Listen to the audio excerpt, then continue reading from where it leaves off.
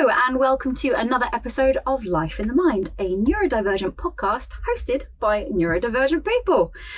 This week is Life in the Mind of Paul Avery. Hi. I'm Joy Amy Wigman and this is... Murray Spear. And we're going to talk to Paul about various aspects to do with neurodivergence. How you doing, Paul? I'm good, thank you. I'm excited to be here. Thank you for having me. That's what you're supposed to say. Yeah, thanks for having me. Your eternal servitude. We're brought up that way, so be very, very polite. Am I plugging? I feel like I should plug stuff. You don't need to plug stuff. Oh, okay. Because you're literally on the podcast that you help run. Yeah. So Paul Avery is actually, I guess you're our producer? I'm a manager. You're our manager. So we're going to be learning some things about Paul today. I suppose producer. Yeah, in the world of radio, I'm a producer. In the world of charity, I'm a manager. Mm.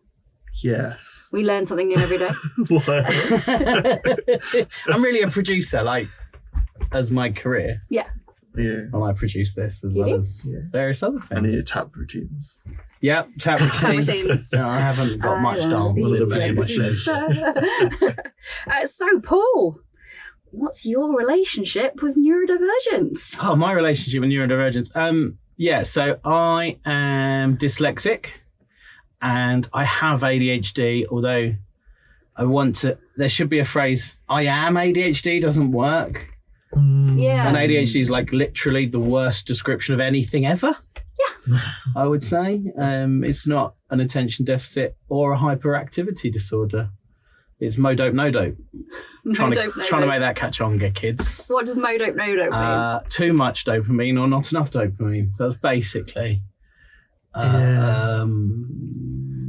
in a nutshell. I don't think mo-dope, no-dope in a nutshell. Conscious dopamine regulation. I think that people want to call it Kevin or Frank or something. Dave. No, Dave? Is it Dave? I think it was Dave. I don't know. One of those. What? I'm sure it's... There was a reruns of comedy programs. I don't know. People in the ADHD network are a bit, they got ADHD, but... That's a good point.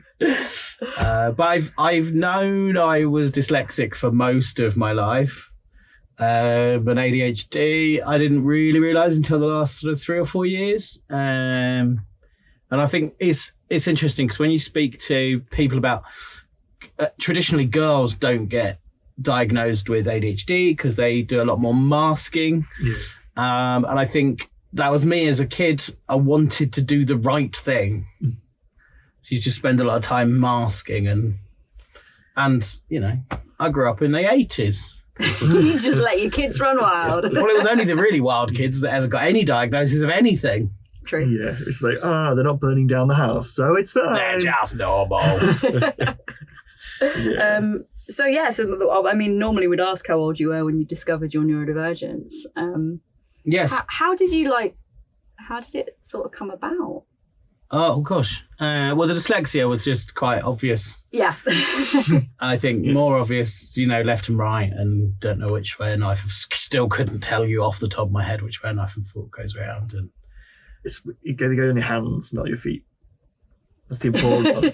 Otherwise it's just you have to hold use them in your hands, not in your feet. And even now, while I'm trying to with them. No. It is both. There is technically there is a correct way to do it. But just do it efficiency-wise. Now I'm going, which one feels right? That's what people say to you. Well, which one feels right? They both feel right. Yeah. At the moment, I'm holding a knife and fork in both hands, and neither. Schrodinger's knife and fork. Yeah, I think that's most of ADHD life is living Schrodinger's everything. Yeah, I'm both here and I'm not. Physical form exists in this space. I'm both thinking about nothing and everything. Yes. So probably good to point out that as well as being our manager, producer, Paul is also my husband. Yes. So it feels weird asking Nepotism! It feels weird asking Paul questions about things that I sort of know already. It'd be really funny if you asked something and then he answered you.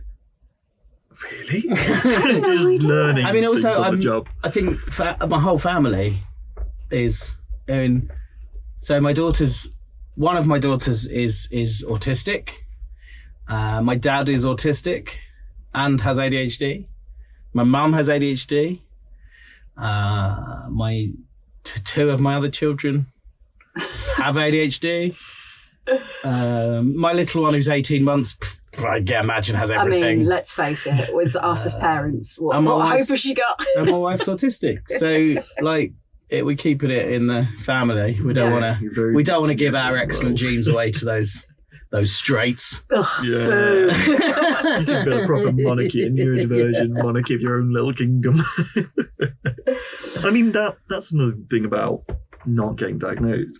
Because you're in a bubble, if you're in a bubble of neurodivergent people, like everyone around you, for example, like your dad is neurodivergent, then the divergent aspects of your brain aren't noticed because it's just like, everyone does that. Everyone does that, Everyone does that. It's like, no, not everyone does that. Just everyone within our bubble of people. Yeah, every time. So one of my other brothers has ADHD and is dyslexic. The other one is just nuts. But it's a technical term. Every time, like a new partner comes to an Avery family event, they have to go and have a little lie down.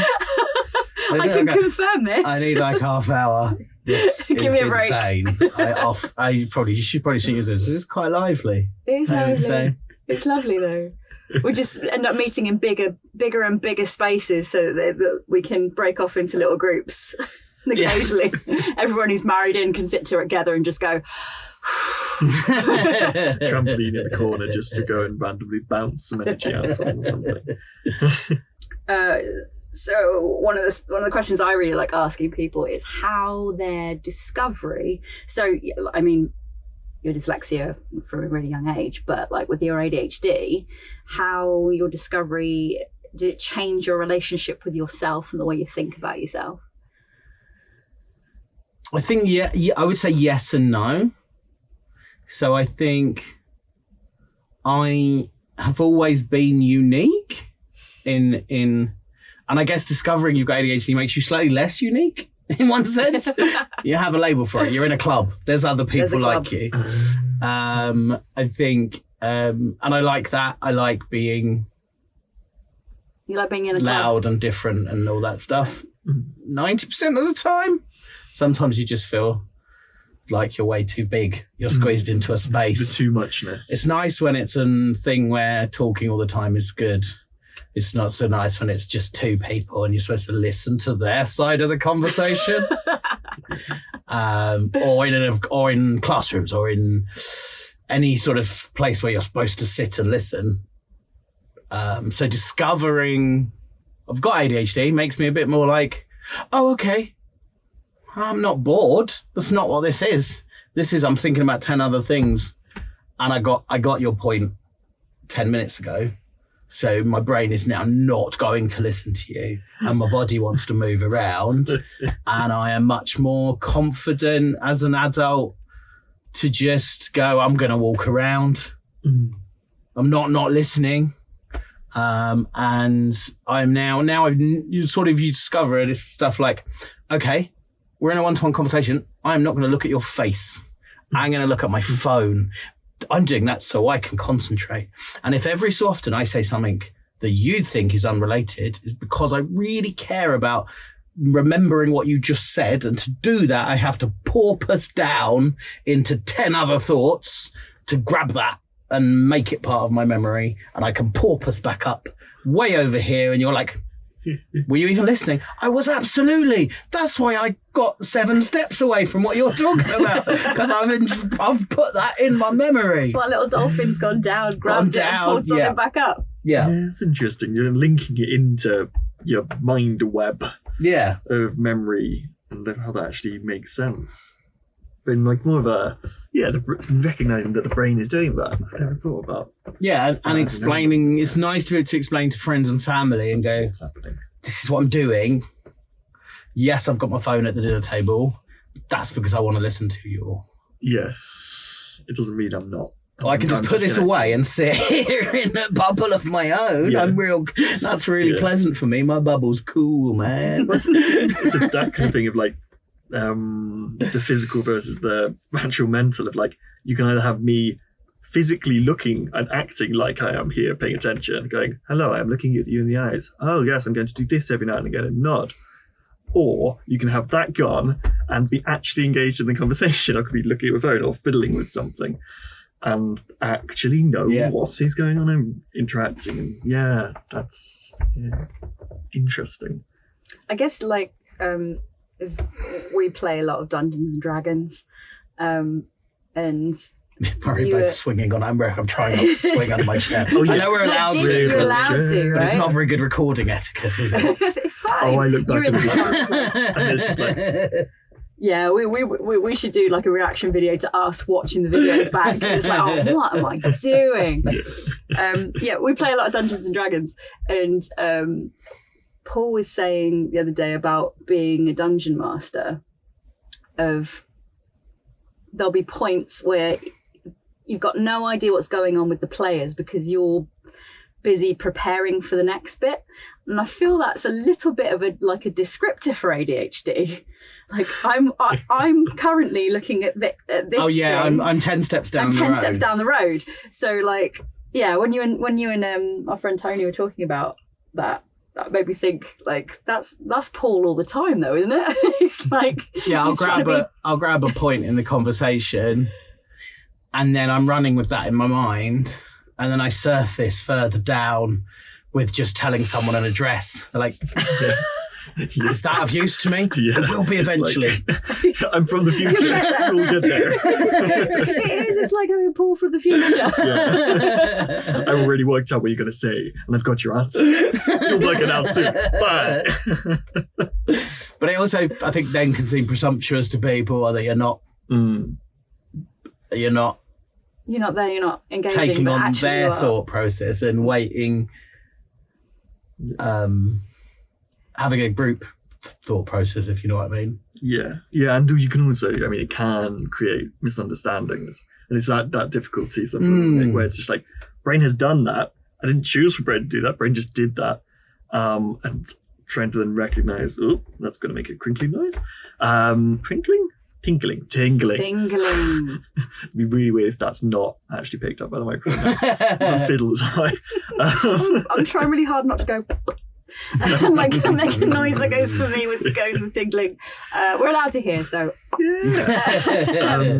But in terms of that kind of the balancing the whizzing off with an idea with like going on the group thought process and being like, because you sometimes I at least find this with the ADHDs, the wuzzies, that my brain can be got a conclusion and then thrown it in. It's like, yeah, but in the time, like 2 seconds that you were doing that, it's actually gone in a different direction. Yeah. And I'm back and then I go, oh wait, what? it doesn't And it's fit like, anymore. oh, this doesn't fit at all anymore. And autism brain goes, oops. Oh, why is the what? But the rules. Who gave the? Where's the rule book gone? And I just kind of go silence for the rest of the conversation. Yeah, and it's nice not to think. It's going back to a discovery thing. It's nice not to think I'm an idiot. Yeah, It's easy to think, and because other people look at you like, what you're saying doesn't make sense, or no, you how can you possibly have thought that you did a thing you definitely haven't done? No, I did do it in my mind, and for all intents and purposes, to me, I did that thing. I closed the fridge door. I locked the house. I turned the gas off. Yeah, I did that. How is the gas still on then, Paul? I have literally no idea. it's magic. There was a poltergeist. And it's nice. It's nice. I think the discovery is nice to go, oh, okay. I'm not an idiot.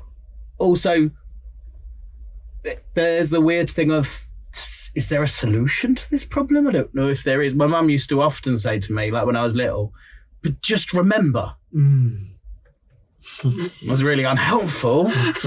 I cannot remember. Yeah. Tie knots and stuff. I've got a knotty thing now. Like, I can't do it. It's not within me. And there are obviously things you can do.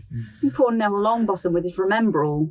Like blows when you've forgotten something, but it doesn't tell you what you've forgotten. Yeah, really unhelpful. Yeah, really unhelpful.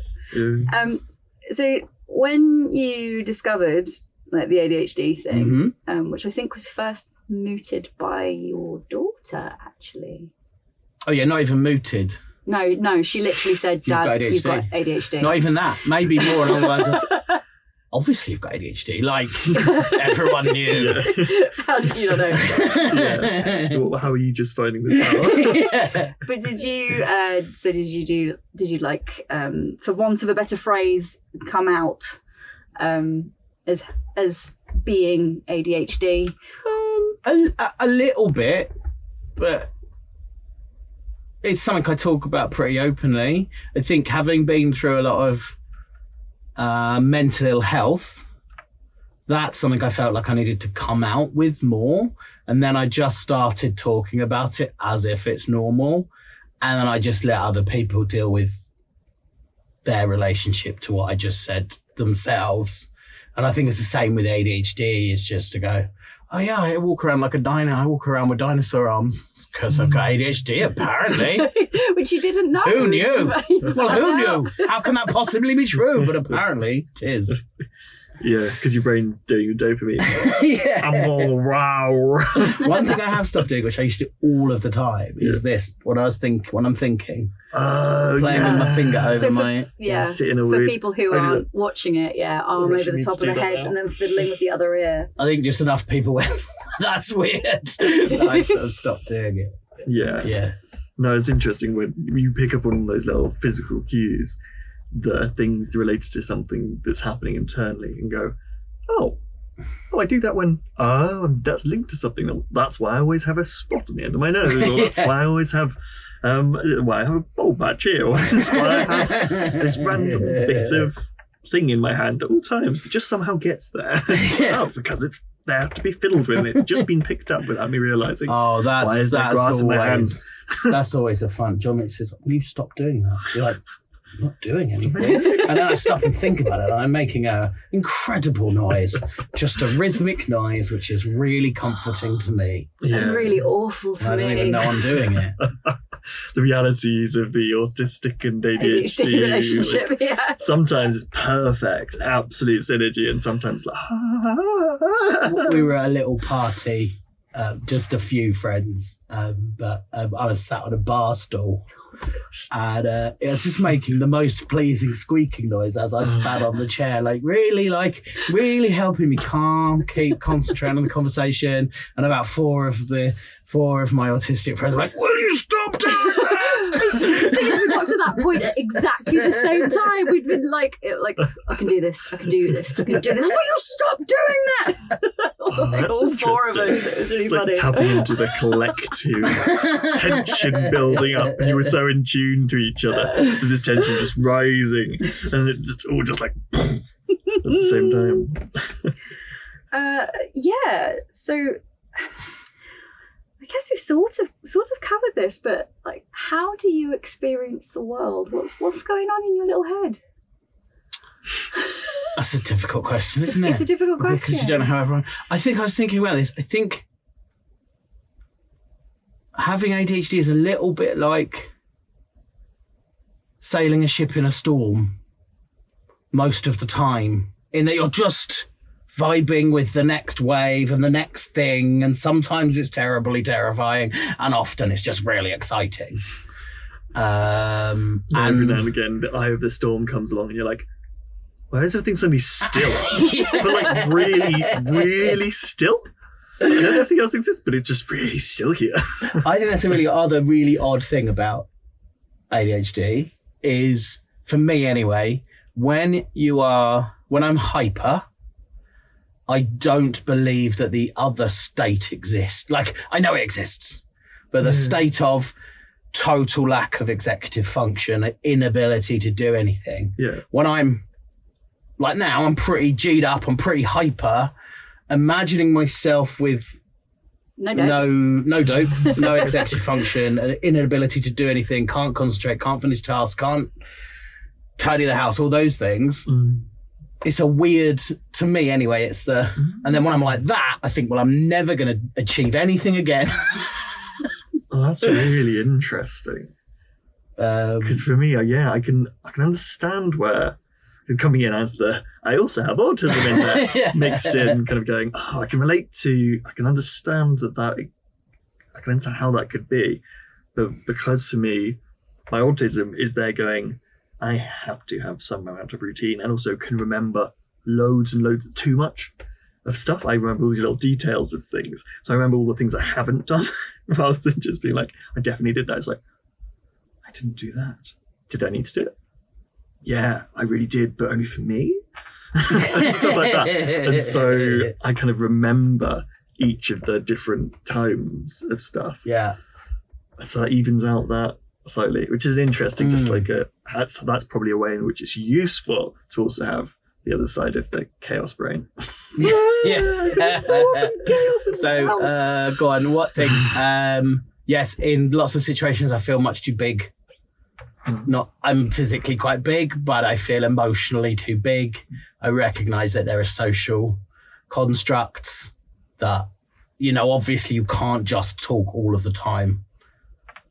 And just brain splurge. I quite like hanging out with just ADHD people because we just all splurge at one another, and it's a group thing, and you can connect. I connect with people by splurging. They say something, I splurge. They say something, I splurge. I connect. I realise that isn't a way people who are not ADHD can cope with a relationship or a conversation. But if it's just ADHD people, it's like, we're just all splurging and we've all connected. And it's tricky in all those situations where there's a formal thing and you're supposed to sit still and not say things and listen to other people. And I love the dyslexia and the ADHD. So we haven't really touched on the dyslexia. I think because the dyslexia affects me in that I can't really read. I can read. I hate reading because all the words move around.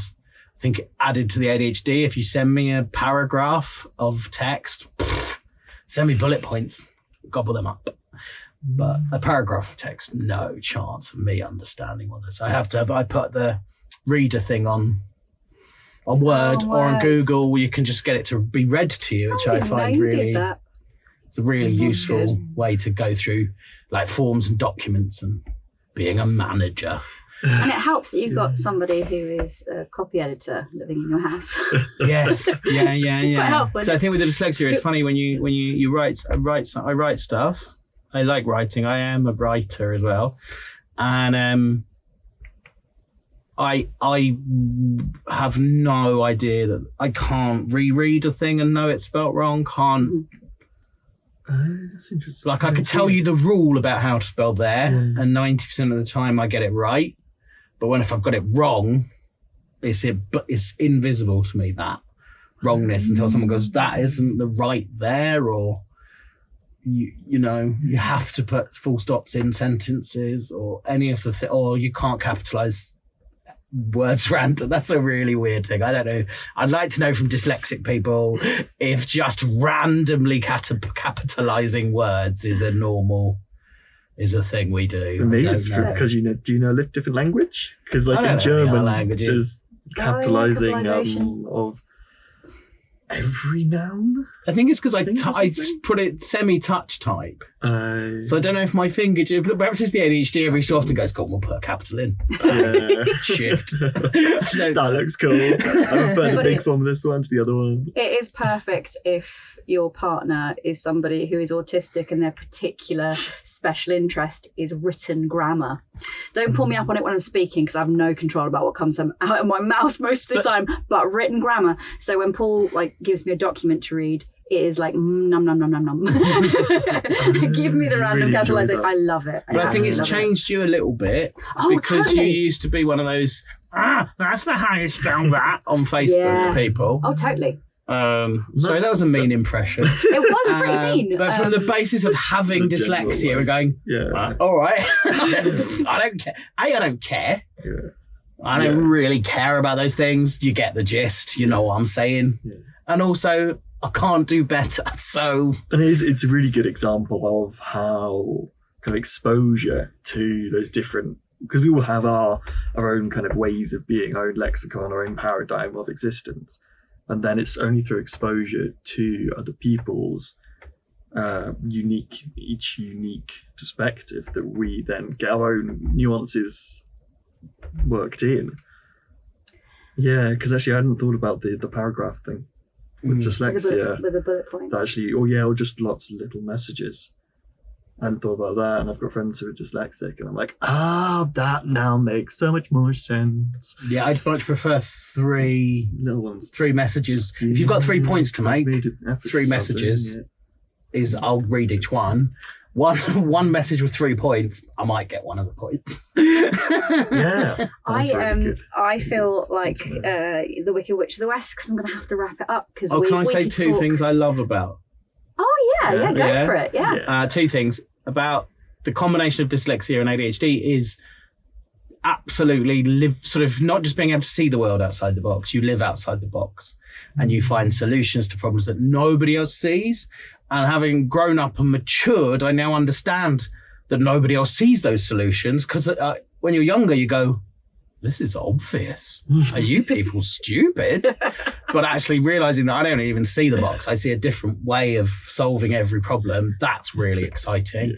And the other thing is, I think as I've got older and I learned more about myself, I can harness from time to time the hyperfocus and the energy, which means I'm great at starting new projects and all that sort of thing, because it's exciting to be able to harness that energy until you become a spinning ball of a whirly dervish. And you have to have a little crash. And I can also, that's another thing I've learned, is to pace the crashing. Yeah. And to go. You can give yourself space. You'll be able to validate it and actually just go, this can be great. This can be a real strength. And I can go like, I know that I'm running at 200%. And I know this will crash. I know that's coming. But I know that if I can get to 2 days' time, then I can crash. Then it's fine. You can plan it in. Yeah. Right, well, I am going to have to... Sorry. It's all right, it's fine. You get 2 people with ADHD having a chat. It's been really nice to chat to you, Paul. Maybe homework for listeners this week is to come up with your own version of what we should call ADHD. Yeah. So we've got no dope, mo-dope. Other way around. Mo-dope, no dope. Sorry. Obviously. Sorry, obviously it's that way around. No, wait, so yeah, drop us your suggestion in the comments. Okay, folks, that's it for this episode. You can follow us on Instagram at life.inthemind, and our other socials are linked in our bio. Don't forget to like, subscribe, and comment. Bye-bye.